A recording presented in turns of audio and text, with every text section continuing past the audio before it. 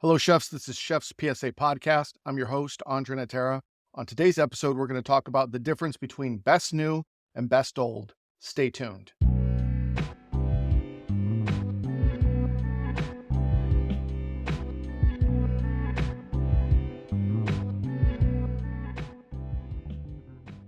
So before we get started, I'm going to give you a brief update. I talked about this last week on the podcast that I have a new t-shirt available, Dry Your Meat. It's going to be limited edition. I'm only going to have it up for about 30 days. So if you want to get it now. I'm going to take it down, which I'm having a little bit of fun with it. Maybe the best Chef's PSA meme for the month, I'll turn into a t-shirt. So if you want to go get that t-shirt, it's available right now at the Chef's PSA store. Go to chefspsa.com where you can get it. I also have some new Chef's PSA merch, really basic stuff. But sometimes basic is good. Like I like that clean look. So it's a white hoodie, Chef's PSA logo, Chef's PSA logo t-shirt, keeping it simple. Show your support for what I'm doing here by getting yourself a t-shirt, a hoodie, a hat, this hat, Happy Chef. Plus, the books are all available on Amazon as well as Audible. They're available in English, Spanish, and Italian. So you get them for the whole kitchen team. Culinary Leadership Fundamentals, Bad Sous, Good Chef, How Not to Be the Biggest Idiot in the Kitchen, Line Cook Survival Manual, and Kitchen Art of War. 50 Most Important Chef's PSAs is still free for now as an ebook, and the audiobook is now available as well. I might turn that into a paperback because a lot of people have been asking me because they prefer the paperback version. So maybe that's coming soon. Anyway, we digress. Last week, I put up a new rap song, and it will be at the end of this Chef's PSA podcast moving forward. We'll keep the old porno music at the intro, and the new outro will be the Chef's PSA rap song, which, by the way, that wasn't the only rap song that was made. There was another one called Kitchen Commander, which came in close second. Maybe I'll play that one in an upcoming episode. So part of what Chef's PSA is, not only is to give you advice, but it's also to give you a little bit of a peek behind the curtain to see the wizard, so to speak. Because not a lot of people have access to what goes on behind the scenes when the chef Illuminati are talking, and a lot of those conversations that happen among chefs when the PR manager's not there and the HR manager's not there, and what is really being said. So this past week, I had an opportunity to spend a lot of time with some different chef friends, went out to dinner, different phone calls, smoking some cigars, and the conversations were very interesting. And one of the conversations that had come up was one of the chefs said, best new is not as important as best old. And what they meant by that was a lot of times there's best new this, best new chef, best new restaurant, best new whatever. And sometimes that could be a kitchen curse, and that we should be giving out awards for best old, restaurants that have been in existence for 5 years. So the idea is that a restaurant should get better with time. When a restaurant opens early on, chefs are usually pushing the limits, being extremely creative, and really wanting to make a mark. But sometimes that's a double-edged sword. And I talked about this a couple of episodes back, where don't forget, it's still a business. And a lot of times, a lot of those best new restaurants and best new chefs, those restaurants don't make it a year or two outside of those awards. And the reason that is because they don't find the balance between the business side and the culinary side. And sometimes it's not necessarily just the culinary side. Sometimes there's service aspects, there's marketing aspects. So it's not just always about the food, it's about making sure the entire restaurant is running well. And so the chef that I was speaking to, we were talking about restaurants that have been in existence for 5, 6, 10 years and how they keep getting better with time, and how staying power is it's not even almost, it is more commendable than success in the first year. Great. You have success in the first year. What's next? What does year 2 look like? Year 3 look like? Because what ends up happening when new restaurants open is you usually have an influx of staff that wants to work there. All the servers show up to the new restaurants. You get the best servers in town because they know they're going to make more money at the new place. All the best cooks show up because you're hot at the moment. People are writing about you and they want to get a little bit of that shine. They want to put you on their resume. They want to work in your restaurant. Everyone comes in to try the restaurant. They want to flex for the gram. They want to take pictures that they were there. And then that's it. And then after that first year, a lot of that first year hype starts to wear off. And if you created a restaurant that was, I'm going to go once, I get it, I don't know if I'll ever go back, maybe once a year, special occasion. Well, you have to ask yourself, can your restaurant survive off only being the once a year special occasion restaurant? There's a lot of restaurants of my friends, chef friends that I have, that I've only been to once and I haven't been back in years. And I'll tell everyone they're great restaurants, but I haven't gone back.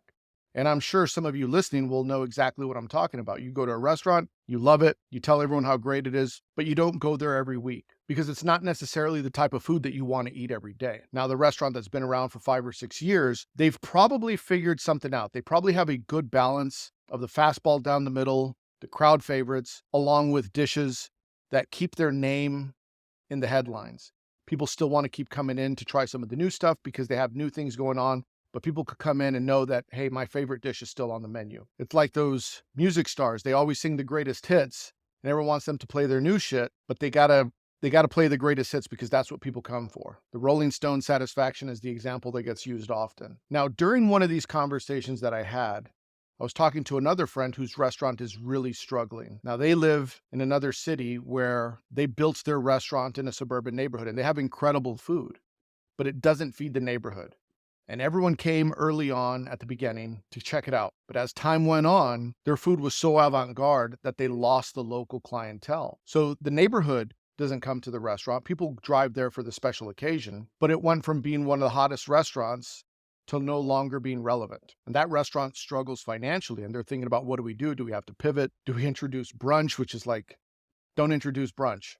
It's the lunch menu, it's the brunch menu. Do we have happy hour? When you start hearing all these things, yes, they're good for business and they help increase sales, but it's usually because you're suffering with the main attraction. The main attraction of dinner service, if that's your type of restaurant, is struggling. You can't get people in to fill up the seats every single day. So you have to open it up to other things in hopes that you could fill up the restaurant, whether that's brunch, happy hour, light bites, specials, Groupon, whatever the case may be. The primary thing isn't doing its job. Now, action is the most important thing. You have to act. You have to take some sort of action to stop the ship from sinking. But you also have to think to yourself critically, what got you there in the first place? And a lot of times, it's you created a restaurant for a special occasion. As they say, you built a church for Easter Sunday. One day out of the year, people are going to go there. What about the other 364 days? Do they have a reason to go? Do they have a favorite dish? Is it comfortable enough for them to go every day? Something to think about. Those 5-year restaurants have it figured out. And when you think about the success of restaurants with longevity, a lot of times the staff has been there for quite some time. They know the system. They have rhythm. They've seen a lot of the problems. They understand the food. A lot of the sous chefs and cooks in that place can make the chef's food sometimes better than the chef. Or they could create dishes that feel like if the chef created them, because they know their style sometimes better than the chef knows it themselves. If the restaurant is packed every night and it's been around for 5 years, you probably have staff on the service team that's been there for a long time because they know they will get good money consistently, which means service is better. Your maitre d' has been there a long time.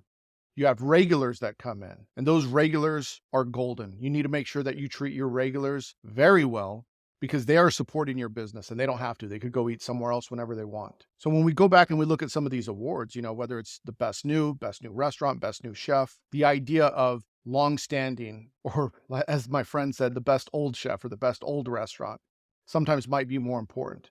I was at dinner a while back with a lot of chef friends of mine. Some of them were James Beard winners, Food and Wine Best New, celebrity chefs. And we were all sitting around the table talking about what award meant the most to you. And as we went around, someone said, James Beard. Someone else said Food and Wine. Someone else said Best New Restaurant, Eater this, Best Chef that. We all had different answers until we got to one person and they said, honestly, none of them mean much right now. A full restaurant and making that money means more. And then everyone changed their answer. Every single chef around the table said, you're right. A busy restaurant, a successful service, repeat customers, making money, all of that means more. And that's not to dismiss the awards, because when you get that first award, I'll tell you, when I received my first big award, I was on cloud 9. I received Dallas Morning News Rising Star Chef, I think in 2003. And I loved it. And I bragged and I stood with my chest out. I was puffed up a little bit and I started to believe my own bullshit a little bit. Fast forward years later, and I received Best Chef DFW 2 years consecutive in 2011 and 2012. My restaurant got 4 stars, and another restaurant that I was the chef of was rated number 1 in the city by different publications. And so I was on top of the world at the moment. But when you start to get some of these awards, the ones that started to come in slowly after that didn't feel as good as some of the earlier ones. And when I went to work, I wasn't stressed about keeping the awards. I was stressed about keeping the doors open, supporting the staff that worked there. And it's a double-edged sword because you start to believe the bullshit that's written about you. And you have to know how to differentiate between the business and the success from the industry, your peers, the media, etc. It's a big responsibility that a lot of chefs have. And it's not something that's discussed enough, I think. It's not easy being a chef. I'll tell you that when you're trying to run a successful restaurant and balance your creativity as a chef, you get in your own way. You start getting in your own head thinking, I want to do this, that, and the other with food because that's what's relevant. And trust me, I know food. I cook every day for a living. This is my passion. This is my craft. And you go and you create these beautiful dishes and they don't sell and the customers don't come back. Or you created a dish that was too difficult to execute and your culinary team couldn't pull it off during a busy service. And you start thinking to yourself, are you pushing for more awards or are you pushing for a successful restaurant? Because more awards don't necessarily keep the doors open. Now, I don't want anyone here to misconstrue what I'm saying. Awards are great. And if you're getting them, congratulations. And I'm not saying you should not push for them, but I'm saying there is a balance and you can't neglect one without the other. I think we need to change how we do things in this industry. Best new is good. Best new restaurant, best new chef. But I'd love to see best old as much as I'd like to see best new. Shout out to all those restaurants that have staying power and have been in the game for a long time. Mad respect. And for all the chefs that are on the come up, don't fall for the traps of yesterday. Best new is good, but also focus on that staying power and that longevity. Before we wrap up, I can tell you this. When I look at any single award that I've received over the course of time, whether it's best new restaurant or, best chef in this city or whatever the case may be, and I look at the list of those people, and you could go back to your city and look at the best list of chefs and go back 15 years and see how many of them are still on those lists. How many chefs have been on the list for 10, even 5 years, 15 years, 20 years? How many chefs have done that? How many chefs have created a legacy? And how many chefs have been hot for a moment and then you never hear from them again? What do? They all take different paths and who knows where they go, and it leads to different areas for different people. But I'm sure if you have a conversation with them, they'd all tell you the same thing. Those awards are good, but staying in business is better. Anyway, if you want to support the show, you know what to do. Make sure you leave 5 stars, nothing less than 5 stars. Go to chefspsa.com, get yourself the book, Culinary Leadership Fundamentals. That's the one to get. And get the Happy Cook hat and get the new white hoodie. Show your support to Chefs PSA. Like, share, subscribe, and last of all, hit the porno music, the new porno music. See you next week. Yo, it's André in the kitchen, mixing, dropping chef knowledge, no fiction, stirring up the beats, heating up the session. Listen close, class is in session.